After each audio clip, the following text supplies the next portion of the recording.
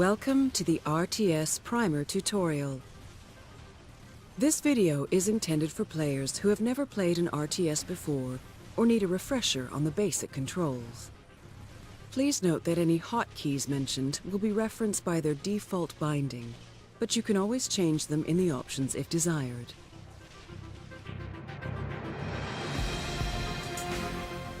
There are 4 primary ways you can move your view of the map.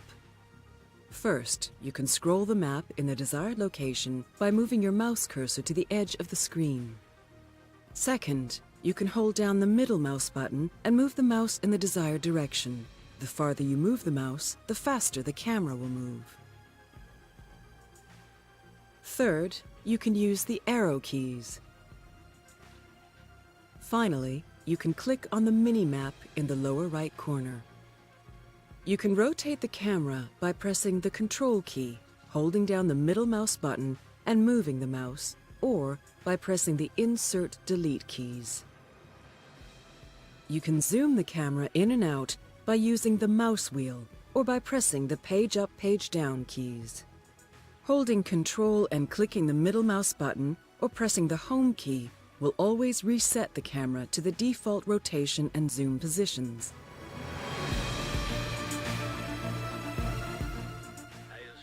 The left mouse button is used to activate something, such as clicking an interface button, or select something, such as a unit or structure. While selected, you can view an object's details in the info pane on the left side of the screen. To select multiple objects at once, hold down the left mouse button and drag the mouse. This will draw a box around everything you wish to select. When you are satisfied with the selection, let go of the button. This is called bandbox or drag selection. Only your own units can be selected in this manner. Structures can only be selected individually. The right mouse button is used to give orders. When you give orders, everything you have selected at the time will follow those orders. The orders you give with a right click are context sensitive. What is under your mouse cursor will determine the order. If you right-click on empty ground, you will give a move order, and your units will attempt to move to that location. What's next? If you right-click on an enemy structure or unit, your units will attempt to attack that object. When giving attack orders, any of your units that are out of range will move into range before firing. Some units attack using what is called indirect fire. Normally, units cannot shoot at something if there is an obstruction in their way, such as a wall or a mountain. Indirect fire allows a unit to fire over the obstruction. You still need to be able to see your target, but your shot will not be blocked. All units can fire at targets on cliffs if they are visible, but only indirect fire units can shoot over the cliff to hit something on the other side. You can also force indirect fire units to fire at the ground instead of a visible target using the Attack Ground command. You do this by holding down the Alt key while giving an attack command. You do not need to see any targets to use Attack Ground.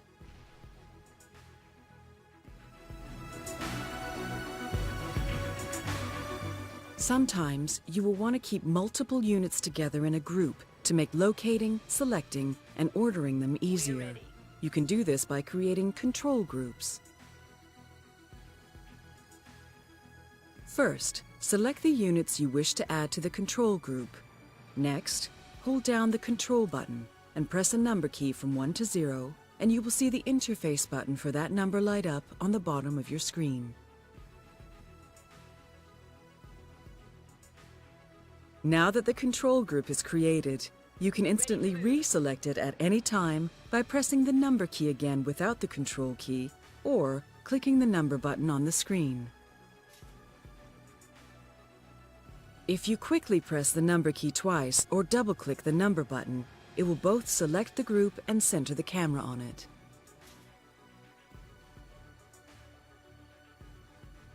All structures and units can belong to control groups, and objects can be members of more than one control group. For example, you might want to place an important structure in a group so that you can jump back to it quickly. You might want to put your light units in one group, heavy units in another group, and create a third group that contains all of them so you can move them together. Awaiting orders.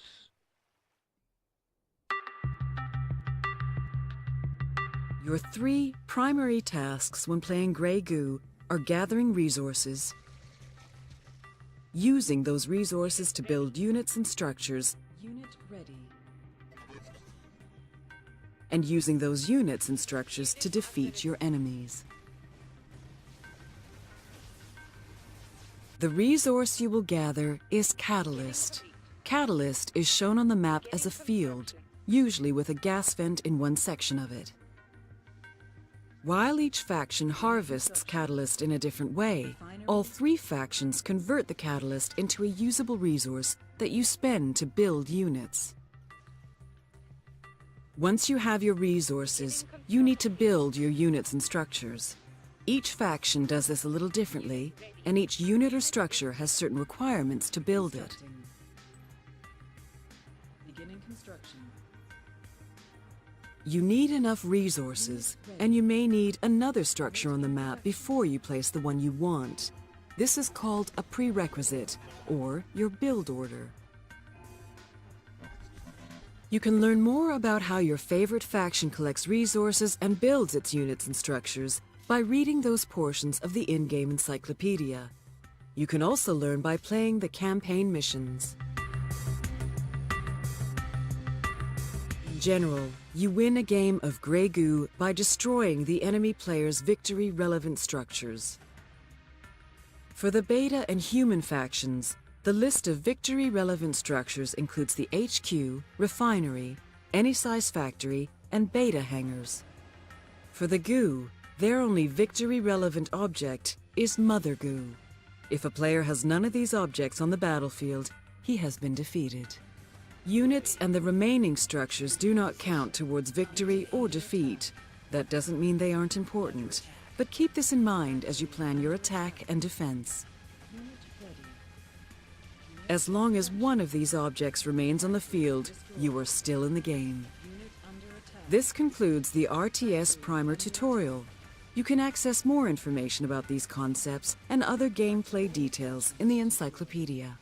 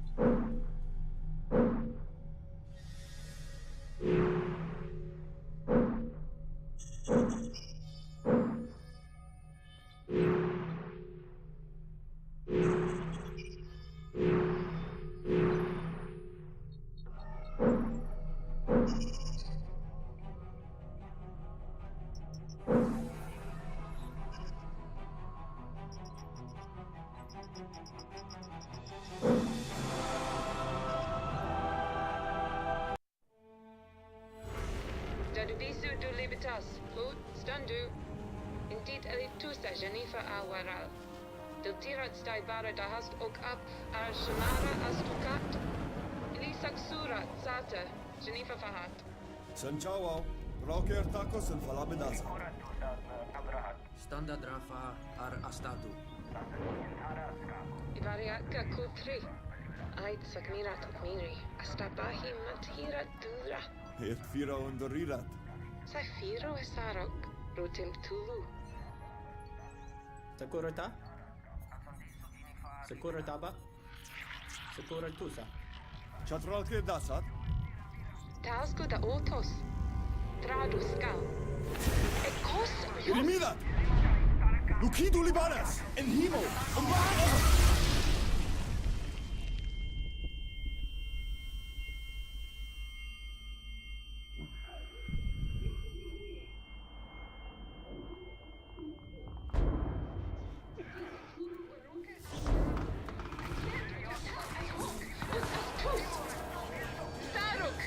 Sinja.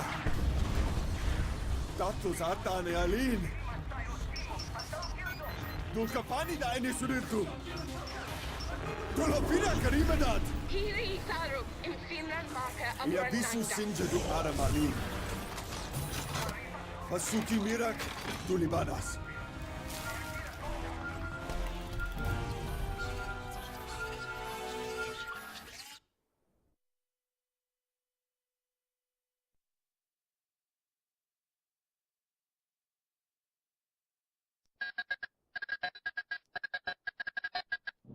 Alert! I'm at Hunter's Valley with 8 other survivors from the proving grounds. No major injuries. Alert. Saruk, I'm glad you're okay. Word of the attack has reached the keep. Some of the settlements in the lowlands can't be reached. Communications are amiss.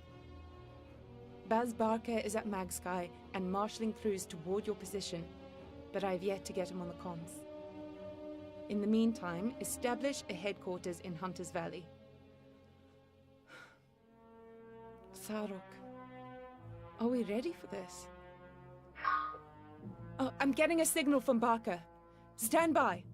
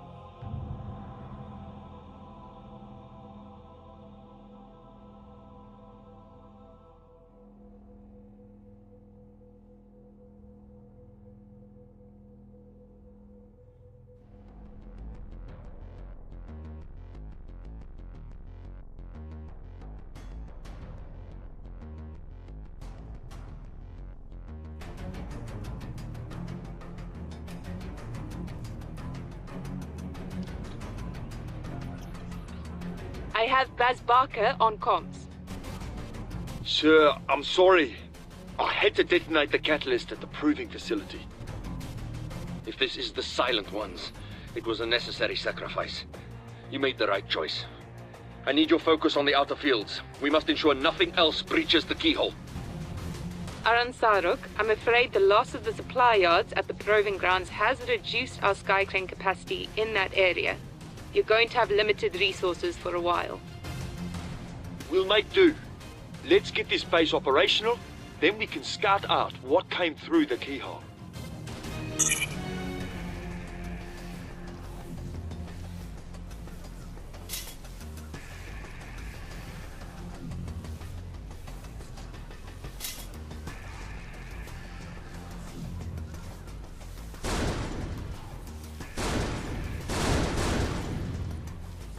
Our supply line is incomplete.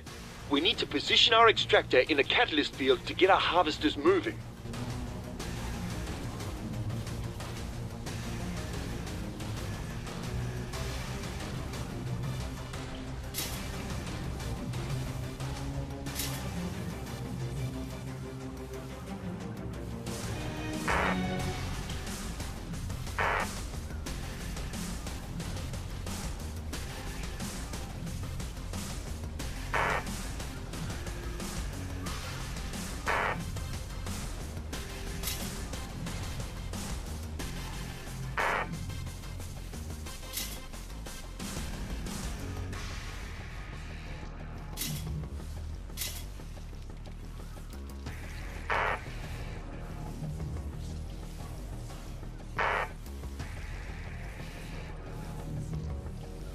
Beginning construction.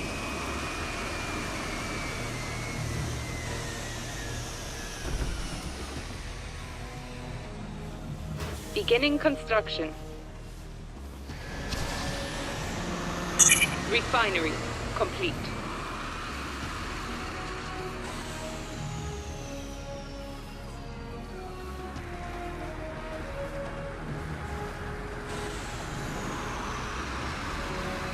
Extractor complete.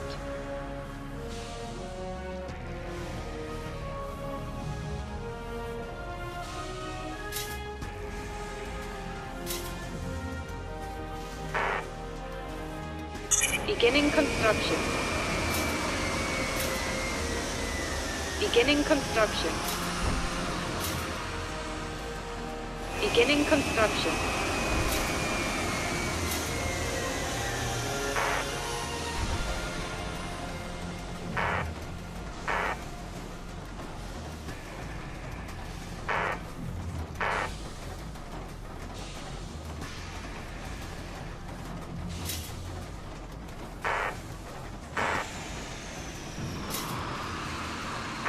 Silo complete. Silo complete. Silo complete.